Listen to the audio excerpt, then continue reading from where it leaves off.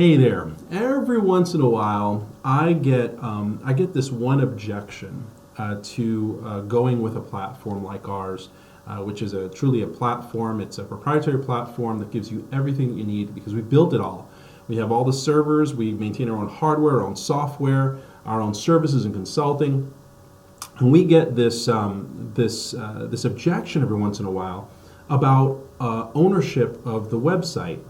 Now, it used to be long ago that all websites were custom designed, and so all the code was viewed as an asset. This code is important that we own it because we've invested so much money into building it, and the websites were 50, 100,000, $1 million, $500,000. And we're talking, in the 90s. In the 2000s, companies like ours started to come into play, and platforms started coming into play that reduced those costs. But people still felt as if, you don't want to go with any of those platforms.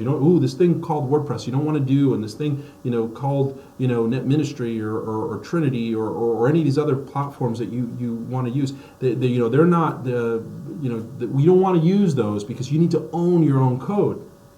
And then what people started to realize is that your website's going to be rebuilt every year to 2 years.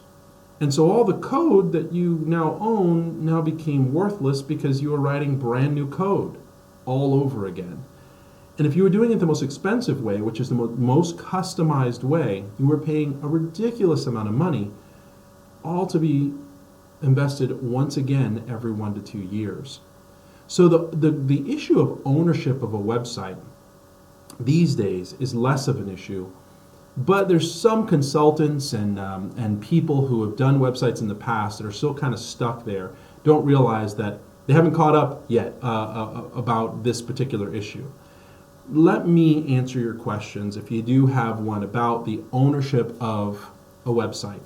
Who owns it? Well, the reality is this, is that you own any content, any images that you have personally created, your organization has created, or that you have paid for under a work for hire agreement for an organization to create for you. That's what you own.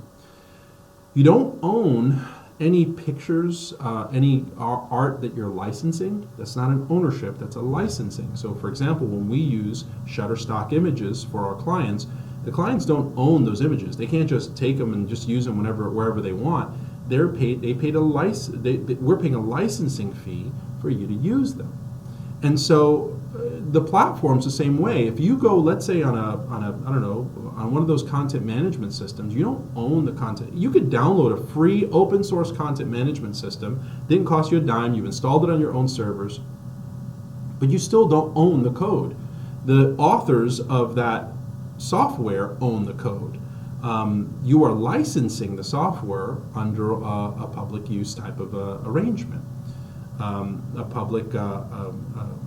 open source type of contract. So you don't own any of that. The only thing you own is your content.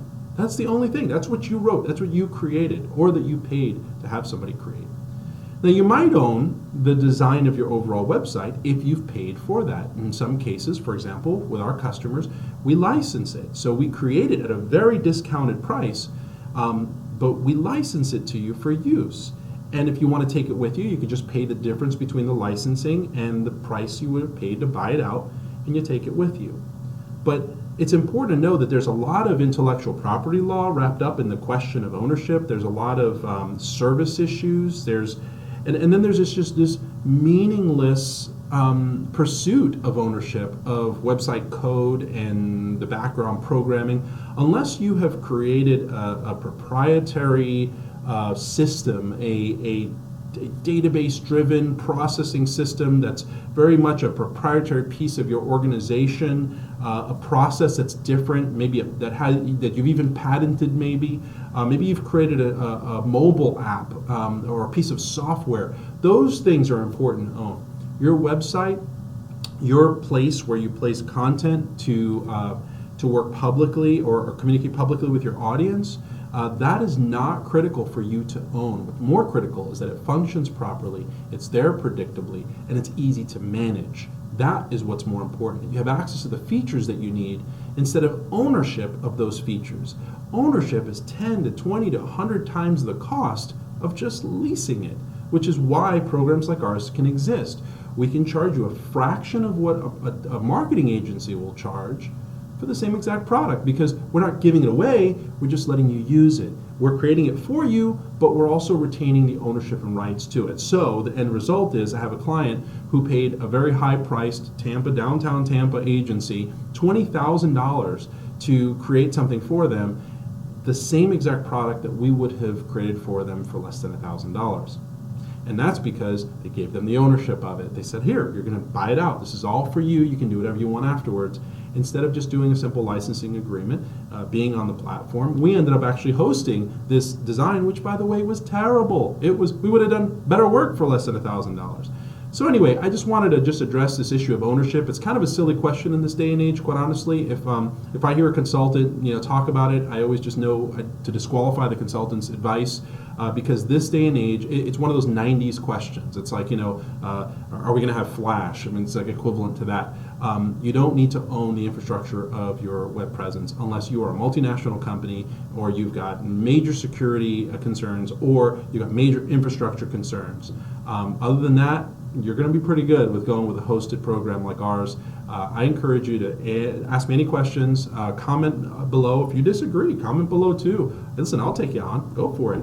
Also, you can, if this isn't on a social media site and this is on our website, then just call the number above, below, to the side of me, wherever it's at, and let us know that you need us. Let us know that you have questions. We'd love to hear from you. We'd love to serve you too. Listen, if you're not one of those people who insists on owning their own website, but you're okay with using something that's already out of the box, got everything that you need, easy to manage, it's got a team attached to it. Our team is the best in the world at what we do, and you want that access to a team and technology to make things work for you, then contact us. Don't go this route of whatever consultant is telling you whatever they're telling you. It's not true. You don't need to own it. You just need to be able to use it.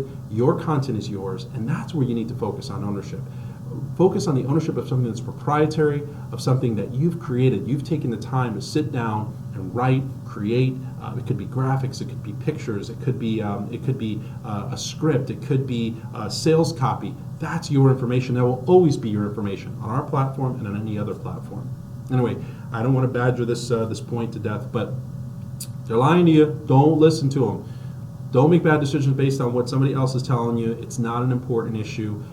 You need a great website, and we can do it for you. And I am happy to do it for you at any time you need us to. Okay. So, like I said, comment, call us, let us know that you need us. Have a great day.